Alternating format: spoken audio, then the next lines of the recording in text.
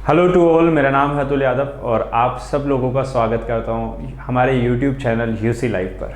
और आज के इस सेशन में, जैसा कि पिछले सेशन में भी हमने प्रीवियस ईयर क्वेश्चंस डिस्कस किए थे, आज के इस सेशन में भी हम 2021 जो सीजीएल का प्री हुआ था उसी के क्वेश्चंस को डिस्कस करेंगे, जो आगे की शिफ्ट्स हमारी अभी बच गई हैं। तो आज हम लोग डिस्कस करने वाले हैं 13 अप्रैल 2022 को जो ये एग्ज़ाम हुआ था सीजीएल प्री 22-1 के, जो तीन शिफ्ट आई थी, इन 3 शिफ्ट के क्वेश्चंस को डिस्कस करेंगे। और जो नेक्स्ट डे जो हुआ था एग्ज़ाम, उसके भी शिफ्ट्स को ट्राई करेंगे कि क्वेश्चन सोल्व कर पाएँ, या आपको होमवर्क में दिए जाएंगे वो क्वेश्चन जो कि आप सोल्व करेंगे, खुद से प्रयास करेंगे सोल्व करने का। क्वेश्चंस को समझना है, ये सेशन इसलिए इंपॉर्टेंट है आप लोगों के लिए कि आपको समझ में आना चाहिए कि एग्जाम ओरिएंटेड अप्रोच कैसी रहनी चाहिए। जैसे ही आपने क्वेश्चन देखा तो आपको ये समझ में आना चाहिए क्या ये क्वेश्चन वैल्यू पुट मेथड से होगा, क्या ये क्वेश्चन हमें डायरेक्ट डेरिवेशन करना पड़ेगा ट्रिग्नोमेट्रिक वैल्यूज़ के साथ, क्या इस क्वेश्चन में डायरेक्ट हमें वैल्यूज़ पुट करनी होंगी, किस तरीके से वो क्वेश्चन सोल्व होगा। ये आपको जब अप्रोच समझ में आने लगेगी, जब हम क्वेश्चन ज़्यादा से ज़्यादा प्रैक्टिस करेंगे, तो हमें समझ में आना चाहिए कि किस क्वेश्चन को किस तरीके से हैंडल करना है एग्जाम टाइम में। कुछ क्वेश्चंस ऐसे होते हैं जिनमें वैल्यू पुट नहीं लगने वाला, अगर आप वहाँ पे वैल्यू पुट लगाना शुरू कर देंगे तो आप देखेंगे कि आपका समय बीतेगा, और जैसे जैसे समय बीतेगा नर्वसनेस बढ़ती जाएगी, और उस नर्वसनेस बढ़ने की वजह से 3 से 4 क्वेश्चन आप आने वाले और भी गलत कर सकते हैं। तो बड़े ध्यान से इस सेशन को अटेंड करना है, आखिरी तक आपको समझना है कि किस तरीके से आप क्वेश्चन को अटेम्प्ट करेंगे। तो चलिए शुरू करते हैं, बिना टाइम वेस्ट किए जल्दी से क्वेश्चन को स्टार्ट करते हैं अपने सेशन को। पहला जो क्वेश्चन हमारे पास है, find the value of the following expression. In expression की वैल्यूज फाइंड करनी है। क्वेश्चन देखा, क्वेश्चन में जो एंगल्स दे रखे हैं उन सभी एंगल्स की वैल्यूज आपको बताएं। जैसे आपको ये समझ में आ गया कि भाई वैल्यूज हमें पता है, कोई शॉर्टकट नहीं है, सीधे सीधे वैल्यूज पुट करनी पड़ेंगी, आंसर आ जाएगा। बड़ा इजी क्वेश्चन है। 10 क्यूब 45 प्लस 4 cos क्यूब 60। आपके दिमाग में तुरंत स्ट्राइक होना चाहिए भाई 10 45 कितना होता है भाई 1, यानी 1 का क्यूब। cos 60 कितना होता है भाई 1/2, यानी 1/2 की पावर 3, 4 से मल्टीप्लाई किया हुआ भाई यहाँ पे। cosec स्क्वायर 45 क्या होता है भाई √2, यानी √2 का स्क्वायर करना है। -3 sec स्क्वायर 30, यानी 2/√3 का हम स्क्वायर करेंगे, ठीक है भाई। प्लस sin 30 की वैल्यू कितनी होती है भाई, sin 30 होगा 1/2। इस तरीके से आपने क्वेश्चन को सोल्व करना है। जैसे ही देखा आपने क्वेश्चन, वैल्यूज आती हैं, सारी की सारी वैल्यूज पुट करनी शुरू की, आपका आंसर भी आ गया। 1 आ गया यहाँ पे, 2 का क्यूब करोगे 8 आ जाएगा, यानी 4 को 8 से काट दोगे कितना आ जाएगा हमारे पास 2 आ जाएगा, यानी 1 + 1/2। ऊपर तो मिल गया हमें 1 + 1/2। नीचे देखोगे √2 का स्क्वायर करोगे कितना आएगा 2 को 2 से मल्टीप्लाई कर दोगे 4 आ जाएगा। यहाँ देखोगे 3 के स्क्वायर से तो कैंसिल आउट हो जाएगा, 2 का स्क्वायर करोगे कितना आ जाएगा 4 आ जाएगा, प्लस 1/2। आप देखोगे 4 से 4 फिर कट गया, 1 + 1/2 कितना होने वाला है अभी 1.5 होने वाला है, यानी 3/2 डिवाइडेड बाई 1/2। आप देखेंगे 2 से 2 कैंसिल आउट हो गया, आंसर कितना आ गया 3। सो हमारा करेक्ट आंसर विल बी 3। इस तरीके से क्वेश्चन को सोल्व करना है, बड़े आसानी से आप क्वेश्चन को सोल्व कर पाएंगे। जैसे ही देखा वैल्यूज, ट्रिग्नोमेट्रिक एंगल्स दे रखे हैं, स्पेसिफिक एंगल्स दे रखे हैं। स्पेसिफिक एंगल्स कौन से होते हैं, जिनकी वैल्यूज हम जानते हैं, यानी 0 डिग्री, 30 डिग्री, 45, 60 और 90। ऐसे जब वैल्यूज दे दी जाए, आपने कुछ नहीं करना, डायरेक्ट वैल्यूज पुट करनी है और आंसर फाइंड करना है। डायरेक्ट वैल्यूज पुट करनी है और आंसर फाइंड करना है। समय नहीं आपने गंवाना है पेपर में, एग्जाम टाइम में। जैसे नेक्स्ट टाइप का क्वेश्चन है, ये थोड़ा अलग हो गया कि भाई 5 sin θ - 4 cos θ = 0। ये दिया हुआ भाई, इसमें कोई वैल्यू नहीं है। अब आप वैल्यू पुट करेंगे तो भी आप सोचेंगे, देखेंगे कि भाई 0 तो तब भी नहीं बनेगा, कि भाई साइन को ज़्यादा से ज़्यादा 0 डिग्री पुट कर लें, 90 डिग्री पुट कर लें, तो पता लगेगा अगर 0 पुट करते हैं तो ये 0 बन जाएगा, 1 बन जाएगा, -4 उत्तर आएगा। 90 पुट करेंगे तो भी नहीं होगा। पहली बात तो 0 और 90 डिग्री हम इसमें पुट ही नहीं कर सकते, क्योंकि वैल्यूज जो है वो बीच में लेनी है। 30 डिग्री 60 डिग्री पुट करके चेक कर लीजिए, तो आप देखेंगे आंसर में कुछ ना कुछ गड़बड़ मिलेगी, आप आंसर 0 तक नहीं पहुंच पाएंगे। ये क्वेश्चन डायरेक्ट ही सोल्व करने हैं। आपको पता है 5 sin θ - 4 cos θ 0 है। क्या इसको मैं ऐसे लिख सकता हूँ, 5 sin θ - 4 = 4 cos θ। क्या cos को नीचे ला सकते हैं, साइन को cos के नीचे लेके आए और 5 को उधर भेज दिया, तो हमारे पास 4/5 sin θ cos θ की वैल्यू कितनी आ गई भी 4/5 आ गई, यानी tan θ की वैल्यू कितनी मिल गई हमें 4/5। जैसे मैंने देखा कि tan θ मिल गया, तो क्वेश्चन में क्या पूछा है वो देखना है, और क्वेश्चन में जो पूछा है वो तो आंसर आ ही गया समझ लो, क्योंकि सिर्फ tan की वैल्यू चाहिए और किसी की वैल्यू नहीं चाहिए। क्वेश्चन में हमसे पूछा हुआ है 5 sin θ plus 2 cos theta divided by 5 sin theta plus 3 cos theta. ध्यान से देखेंगे, इस टाइप के क्वेश्चन में सॉल्व करने के लिए आपको साइन और कोस की वैल्यू निकालने की जरूरत नहीं है। इस पूरे के पूरे क्वेश्चन को ही ऊपर नीचे कोस थीटा से डिवाइड करना है। सिर्फ इतना सा काम कर दीजिए कि भाई यहाँ पे भी कोस थीटा से डिवाइड किया, यहाँ पे भी कोस थीटा से डिवाइड करा, सेम चीज आपने नीचे अप्लाई कर दी है। कोस थीटा से जैसे ही डिवाइड करोगे आप देखोगे कोस से कोस कैंसिल, कोस से कोस कैंसिल हो गया, साइन और कोस क्या बन गया, tan थीटा, यानी 5 tan थीटा प्लस 2 और नीचे बन गया हमारे पास 5 tan theta plus 3। Direct values put कीजिए, आंसर आ गया। tan थीटा की वैल्यू 4/5 आप यहां पुट करेंगे, 4/5 आप यहां लिखोगे तो आपके पास आंसर आ ही चुका है। 5 मल्टीप्लाई बाय 4/5 प्लस 2। नीचे आप देखेंगे तो 5 मल्टीप्लाई बाय 4/5 प्लस 3, तो आप देखेंगे आंसर आ चुका है। 5 से 5 कट गया, 4 प्लस 2 6 होता है, 4 प्लस 3 कितना हो गया, 7 हो गया, यानी 6/7। 6/7 इज द करेक्ट आंसर। ये हमारा आंसर आ गया। बिल्कुल आसानी से हम क्वेश्चन को सोल्व कर पाएंगे। हर एक अलग टाइप का क्वेश्चन आपको एक नई बात सिखा के जा रहा है। आप इस नई बात को ध्यान रखेंगे, इनको नोट करते चलेंगे पॉइंट्स को कि भाई इस टाइप का क्वेश्चन आएगा तो हमें कैसे सोल्व करना है, किस तरीके से हम एग्जाम ओरिएंटेड अप्रोच रखेंगे, कैसे एग्जाम में हमें अप्रोच करना है किसी क्वेश्चन को। तो ये चीज़ें ध्यान रखनी है, इनसे हम सिर्फ यही चीज़ें सीखने जा रहे हैं। इस एग्जाम जो सेशन जो हमारा है प्रीवियस ईयर वाला, इससे सिर्फ आप यही सीखेंगे कि किस टाइप के क्वेश्चन को कैसे अप्रोच करना है एग्जाम में।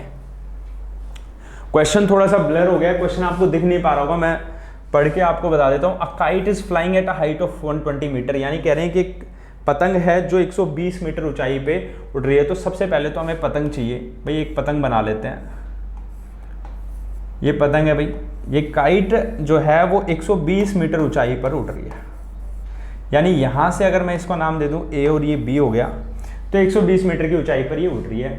अटैच टू अ स्ट्रिंग, इससे एक स्ट्रिंग को अटैच करा हुआ है, which makes an angle of 60 degree, और ये एंगल कितना डिग्री बना रही है भाई, 60 डिग्री का एंगल बना रही है। What is the length of the string, ये जो स्ट्रिंग है, ये जो धागा है जिससे इसको बांधा गया है, ये पतंग उड़ रही है भाई। पतंग जब एक ऊंचाई पे उड़ने लग जाती है तो अब एक ऐसा स्टेज आ जाता है जहाँ पे आप उसके धागे को कहीं पत्थर पे बांध दोगे तो अब वो उड़ती ही रहेगी वहाँ पे। तो इसी तरीके से कहीं सी पॉइंट पर इसके धागे को जो है वो यहाँ पे बांध दिया है। सी पॉइंट पे हमें बताना है इसकी लंबाई कितनी है, यानी AC की लंबाई ज्ञात करनी है हमें। आपको मैंने पहले भी बता दिया, जैसे ही एंगल देखा 60 डिग्री, 60 डिग्री देखते एक साथ पहली बात दिमाग में क्या आनी चाहिए कि ठीक सामने वाली साइड कितनी होगी भी, √3 होगी। ये वाली साइड 1 होगी और ये वाली साइड कितनी होगी 2, यानी हमें 2 का मान ज्ञात करना है। 2 की वैल्यू हमें चाहिए, और वैल्यू किसकी दे रखी है हमें, √3 की वैल्यू दे रखी है। और √3 की वैल्यू कितनी दे रखी है भाई, √3 की वैल्यू दे रखी है हमें 120। √3 120 है तो 1 की वैल्यू आप देखोगे कितना आ जाएगा भाई, 120/√3, यानी इसको अगर मैं √3 से मल्टीप्लाई कर दूं तो आप देखोगे कि 3 से 120 कट गया, 40 आ गया। 1 की वैल्यू 40√3 मीटर आ गई, और पूछा है 2 की वैल्यू, और 2 की वैल्यू बड़े आसानी से आपको मिल जाएगी 80√3 मीटर। ये हमारे पास 2 की वैल्यू आ गई 80√3 मीटर, यानी ये हमारा आंसर आएगा। This is our answer, 80√3 metre. इतना आसान होगा एप्लीकेशन बेस्ड क्वेश्चन ट्रिग्नोमेट्री के, सिर्फ और सिर्फ 3 राइट एंगल ट्राइंगल अगर आप याद कर लीजिए, उन्हीं पर आधारित क्वेश्चन आएंगे। 30 डिग्री, 60 डिग्री, 45 डिग्री। आपने अगर ये याद कर लिया है तो आपके लिए कोई परेशानी नहीं होने वाली। क्वेश्चन को सिर्फ समझना है, जैसे एंगल देखा 60 डिग्री, आपको पता होना चाहिए कि ठीक सामने वाला √3 बनने वाला है, यानी ये वैल्यू कितनी होगी √3, ये एंगल होगा 1 और ये एंगल कितना होने वाला है 2 होने वाला है। ये बात आपके माइंड में स्ट्राइक करनी चाहिए। जैसे देखा कि भाई √3 की वैल्यू 120 है, हमें फाइंड किसकी करनी है, 2 की वैल्यू फाइंड करनी है, तो बड़े आसानी से आप कर सकते हैं। √3 का मान 120 है, 1 की वैल्यू हम यहाँ से फाइंड करेंगे और उसके बाद फिर आगे चलते जाएंगे, क्वेश्चन कंप्लीट सोल्व हो जाएगा, कोई बड़ी बात नहीं है। इस तरीके से अप्रोच रखना है क्वेश्चंस को। तो यहाँ इस क्वेश्चन में हम लोग देख पा रहे हैं कि cos⁻6 है प्लस sin⁻6 है, तो यानी थीटा की वैल्यू हमें कितनी रखनी पड़ेगी, 45 डिग्री रख के हम चेक कर सकते हैं, क्योंकि tan और कोट भी हमारे पास है। तो जैसे हम यहाँ वैल्यू पुट करेंगे तो क्या आंसर आने वाला है, 1/√2 raise to power 6 plus 1/√2 raise to power 6 -1, और यहाँ अगर 45 रखते हैं तो 1 + 1 + 2 और +3 हमारे पास अलग से दिया हुआ है। 1/√2 का 6 करेंगे तो कितना आने वाला है भाई, 1/8 + 1/8 -1, और यहाँ देखोगे तो कितना आने वाला है भाई, यहाँ पे 4 आने वाला है +3।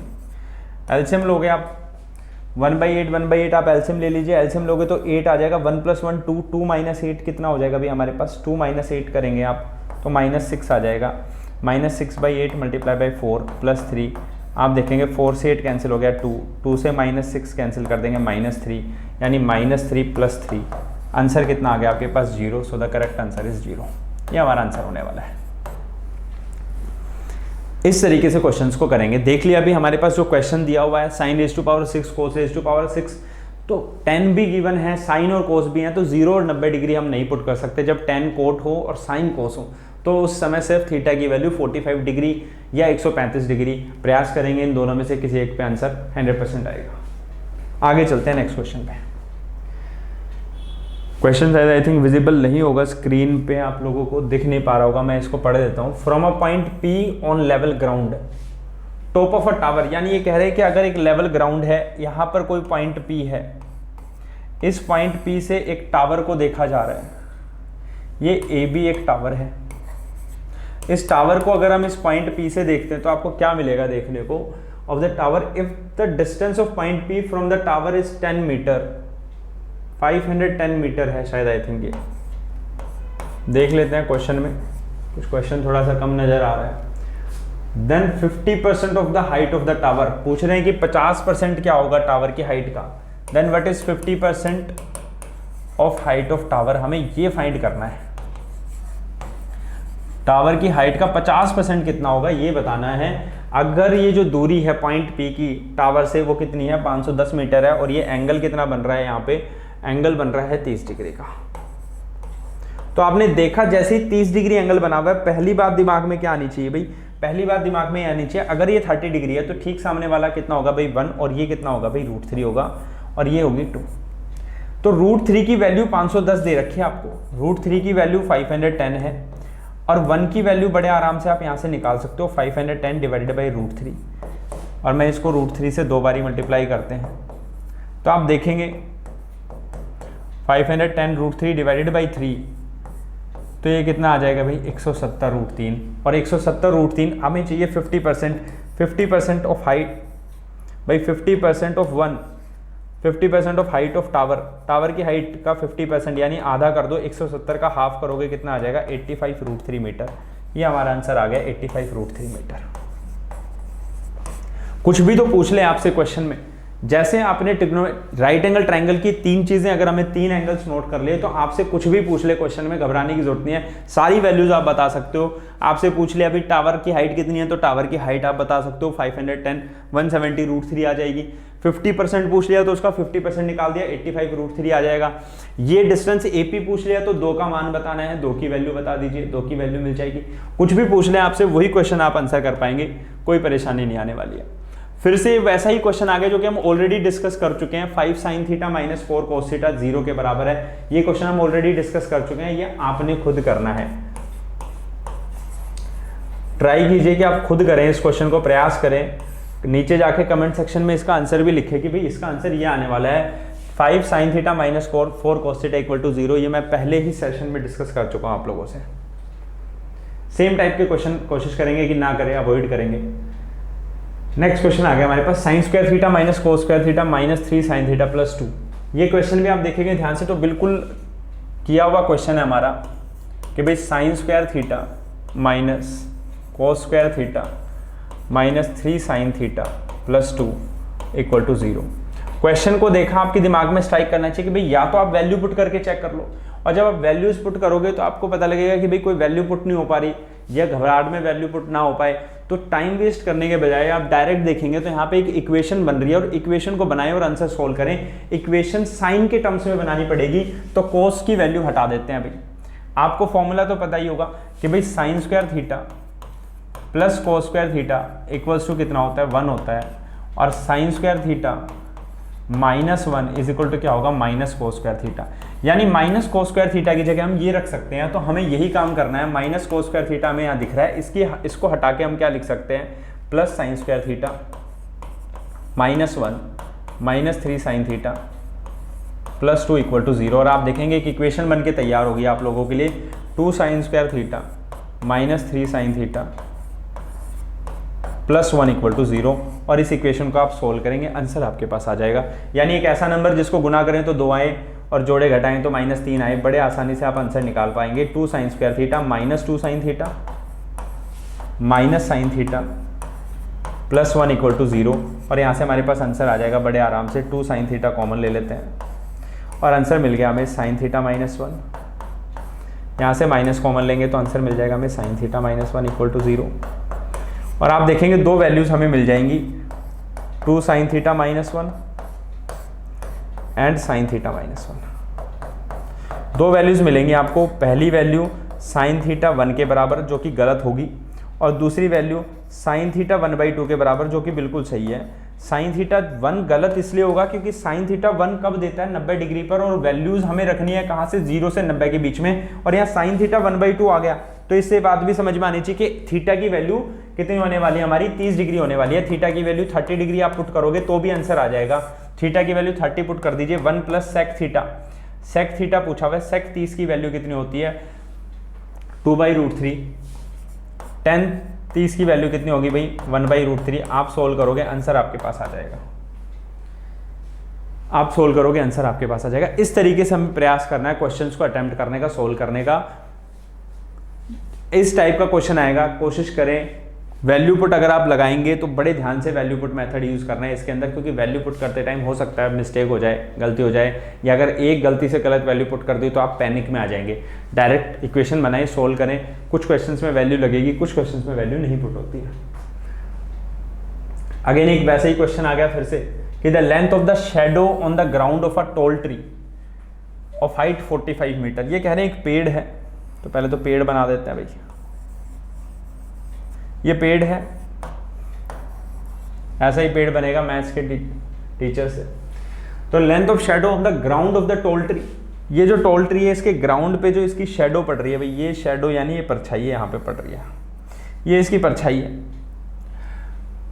Of height 45 metre. और इस पेड़ की हाइट दे रखी है, वो कितनी दे रखी है 45 मीटर, इज 15√3 मीटर। यानी ये जो शेडो है वो 15√3 मीटर लंबी है, ये शेडो पड़ रही है यहाँ पे। What is the angle of the sun, यानी हमें इस एंगल को बताना है, ये एंगल क्या है। बड़ा आसान क्वेश्चन है, एंगल पूछ लिया आपके बाद, थोड़ा सा चेंज कर दिया क्वेश्चन को कि भाई अब तक तो आप वैल्यूज पुट करते आ रहे थे 30 डिग्री है, 60 डिग्री है, 45 है, तो ट्राइंगल रटे हुए हैं, 1√32 आ रहा है। वही चीज़ यहाँ पे भी है, कोई अलग चीज़ नहीं है। हमें बोला हुआ है कि पेड़ की जो ऊंचाई है वो 45 मीटर है और जो परछाई है वो 15√3 मीटर की है। बताओ क्या एंगल बना रहा है सूरज के साथ वो, तो यानी ये एंगल थीटा पूछा गया है। ये एंगल थीटा कैसे पता लगेगा, मैंने कहा भाई ये तो tan थीटा लिख लेते हैं। tan theta is perpendicular by base, यानी 45 बटे में कितना आ गया 15√3। और आप देखेंगे 15 से 45 कट गया, कितना आ गया 3 आ गया, और √3 से 3 भी कट जाएगा, कितना आ जाएगा √3। यानी आप देखेंगे कि कब एंगल √3 आता है, थीटा की वैल्यू में क्या रखूँ कि √3 आ जाए, तो थीटा की वैल्यू रखनी पड़ेगी 60 डिग्री। सो हमारा करेक्ट आंसर कितना आ गया 60 डिग्री। इस तरीके से क्वेश्चंस को अटेम्प्ट करना है, प्रयास करना है। इसी तरीके से क्वेश्चंस को समझेंगे, इसी तरीके से प्रयास करना है क्वेश्चंस को करने के लिए कि अगर ऐसा क्वेश्चन आ गया तो भी कोई घबराने की बात नहीं है कि भाई अगर ये ट्री है, ये पेड़ है, तो क्या डरने की बात है। इसकी परछाई है, एंगल नहीं दे रखा तो एंगल हम फाइंड कर लेंगे, एंगल बता देंगे, कोई बड़ी बात नहीं, बड़े आसानी से क्वेश्चन को कर सकते हैं। sec phi minus tan phi का स्क्वायर 1 + sin phi का square divide by cos square phi, ये क्वेश्चन आप लोगों के लिए है। बड़े आसानी से आप इस क्वेश्चन को कर पाएंगे। क्वेश्चन सोल्व कीजिए, ईमानदारी से कमेंट सेक्शन में कमेंट कीजिए, बड़े आसानी से आप क्वेश्चंस को सोल्व कर पाएंगे। ये हमने क्वेश्चन डिस्कस कर लिए थे जो भी। अब ये जो आगे की जो पीडीएफ है इसके अंदर 18 अप्रैल में, जो 18 अप्रैल को जो एग्ज़ाम हुआ था प्री का, उसके अंदर फिर से 9 क्वेश्चन आए थे। यानी जितने भी 7 दिनों में जो ये सीजल प्री हुआ है उसके अंदर हर एक शिफ्ट में 3 क्वेश्चन है और एक दिन में 3 शिफ्ट हुई है, यानी 9 क्वेश्चन आए हैं ट्रिग्नोमेट्री के। तो वही हमारे प्रयास है कि पूरे के पूरे 9 क्वेश्चंस प्रैक्टिस करें, समझें। ये 18 तारीख के हैं, कुछ क्वेश्चंस हम देख लेते हैं, आप बड़े आसानी से कर पाएंगे क्योंकि हम पहले ऑलरेडी कर चुके हैं इस टाइप के क्वेश्चन। आपने देखा यहाँ पे क्या बोला हुआ है, a = 60 डिग्री, यानी a का वैल्यू दे दिया 60 डिग्री। आप कुछ नहीं कर सकते, अब एंगल की वैल्यूज डायरेक्ट पुट करनी है, आंसर करना है। a की वैल्यू 60 डिग्री दे दी, 8 cos 60, 7 sec 60, tan square 60, values put करेंगे, आंसर आ जाएगा। सोल्व करेंगे तो बड़े आसानी से आप कर पाएंगे इन क्वेश्चंस को। ठीक है भाई, तो ये क्वेश्चन देख लेते हैं थोड़ा सा, ये इंपॉर्टेंट क्वेश्चन है। ये कह रहे हैं exactly Midway between the foot of the two towers P and Q. ये कह रहे हैं दो टावर हैं, पी टावर है और एक क्यू टावर है। तो दिस इज टावर पी, इस टावर का नाम है पी टावर, ठीक है भाई। और एक और टावर है क्यू टावर है। तो भाई ये तो जाहिर सी बात है बड़े या छोटे टावर हैं आपस में, ये क्यू टावर है और इनके बिल्कुल बीचों बीच मिडवे, एग्जैक्टली मिडवे मतलब बिल्कुल मिड पॉइंट, यानी यहां कहीं पॉइंट ए है ये, या इसको एम पॉइंट दे देते हैं, इनका नाम दे देते हैं ए बी और सी डी। बड़े ध्यान से समझेंगे। The angle of elevation of their tops are 45 degree and 60 degree, यानी यहां से जब हम देख रहे हैं तो ये कितना डिग्री एंगल बना रहा है भाई, 45 डिग्री बना रहा है। और यहां से जब ऊपर की तरफ देख रहे हैं तो ये कितना डिग्री एंगल बना रहा है भाई, 60 डिग्री एंगल बना रहा है। ये बात तो समझ में आनी चाहिए कि टावर CD बड़ा होने वाला है, क्योंकि बड़े एंगल के सामने जो साइड होती है वो भी बड़ी होती है, यानी 60 डिग्री है तो CD की वैल्यू ज्यादा होगी, ये जो 45 डिग्री वाले एंगल है इससे। अब वैल्यूज को पुट करते हैं। क्या बोला इन्होंने कि भाई ratio of the height of the P and Q, जो पी एंड क्यू टावर है इनकी हाइट का रेशियो हमें बताना है। तो आपको पता है 45 डिग्री है, ठीक सामने कितना आने वाला है 1, यहाँ पे भी कितना आने वाला है 1, 45 डिग्री का रेशियो हमें पता है। 60 डिग्री है, ठीक सामने क्या आने वाला है √3, और यहाँ पे क्या आने वाला है 1 आने वाला है। तो देखिए ये जो 1 आया ये मिडवे था। मिडवे देखोगे तो आप BM और MD दोनों की वैल्यू एक एक आ रही है। अगर वैल्यू सेम नहीं आएगी किसी क्वेश्चन में, यहाँ तो बाय डिफॉल्ट क्वेश्चन में सेम आ रही है, अगर सेम नहीं आएगी वैल्यू, पहला काम हमारा ये होगा कि BM और MD दोनों की वैल्यू सेम आए, लेकिन यहाँ तो बाय डिफॉल्ट ही सेम आ गई। ये भी एक है, ये भी एक है, बिल्कुल सही बात है, क्योंकि ये मिड पॉइंट था, दोनों की वैल्यूज 1 1 आ रही है, बिल्कुल सही है। तो टावर की हाइट का रेशियो क्या हो जाएगा भाई, P और Q की टावर की हाइट का रेशियो क्या हो जाएगा, P और Q की टावर की हाइट का रेशियो, P की हाइट 1 है और Q की कितनी है 1√3 है, तो हमारा आंसर आ गया 1:√3, यानी ये हमारा आंसर हो गया। This is our answer. इस टाइप से क्वेश्चन को सोल्व करना है। मान के चलिए यहाँ पे कोई और एंगल हो जाता, यहाँ पे अगर 30 डिग्री एंगल दे देते तो गड़बड़ हो जाती, तो आप कैसे करते। अब इसी क्वेश्चन को अगर मैं यहाँ पे 30 डिग्री वैल्यू पुट कर देता हूँ, चलिए इसी क्वेश्चन को देखते हैं। अगर मैं यहाँ पर 30 डिग्री वैल्यू पुट कर दूंगा तो क्या होने वाला है वो मैं भी समझा देता हूँ इसी में ही। चलिए इसी में ही समझा देते हैं इसको। अगर मान के चलिए यहाँ पे 30 डिग्री है तो क्या गड़बड़ होने वाली थी। अगर यहाँ पे 30 डिग्री हमें दे देते तो 30 डिग्री के ठीक सामने वाली साइड कितनी हो जाती भाई, 1 हो जाती, और ये कितना हो जाता, √3 हो जाता। तो पहला काम हमारा क्या होता कि इसे √3 बनाना था। इसे √3 इसलिए बनाना है क्योंकि m जो है वो मिड पॉइंट है, जितनी दूरी BM है उतनी MD की होनी है, तो हमें 1 को √3 बनाना पड़ता। तो भाई 1 को हमें किससे मल्टीप्लाई करना पड़ जाता, √3 से मल्टीप्लाई करना पड़ता। यहाँ पे भी किससे मल्टीप्लाई करते, √3 से, तो ये तो बन जाता 3 और ये क्या बन जाता भाई √3। तब हम कह सकते थे भाई अब टावर की हाइट का रेशियो क्या बन जाएगा, टावर की हाइट का रेशियो बन जाएगा 1:3। तो ये चीजें भी समझनी है, साथ के साथ ये भी ध्यान रखना है। चलिए तो बाई डिफॉल्ट 45 डिग्री था तो समझ लिया, तो ये चीज़ें भी हम सीखेंगे, ये चीज़ें भी ध्यान में रखेंगे कि भाई किस प्रकार से क्वेश्चन को सोल्व करना है आगे।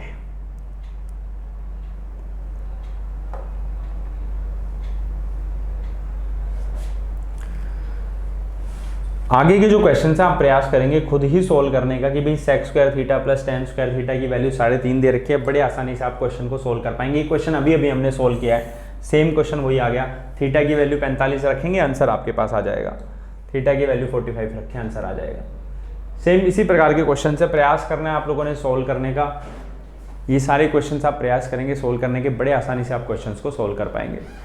इसी के साथ आज के इस सेशन को अंत करते हैं, मिलते हैं आपके नेक्स्ट नए सेशन में। Bye bye, take care, have a nice day.